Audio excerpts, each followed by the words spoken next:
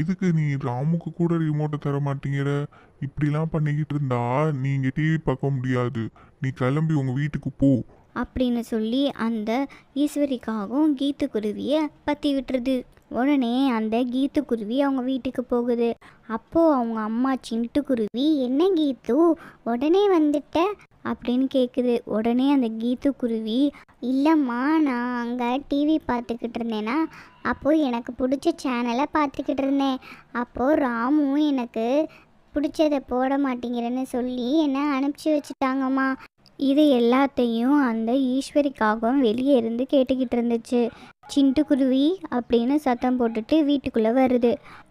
அப்போ அந்த ஈஸ்வரிக்காகவும் சொல்லிச்சு, ஆமா சிண்டு, இவங்க 2 பேருக்குமே சண்டை வந்துச்சு.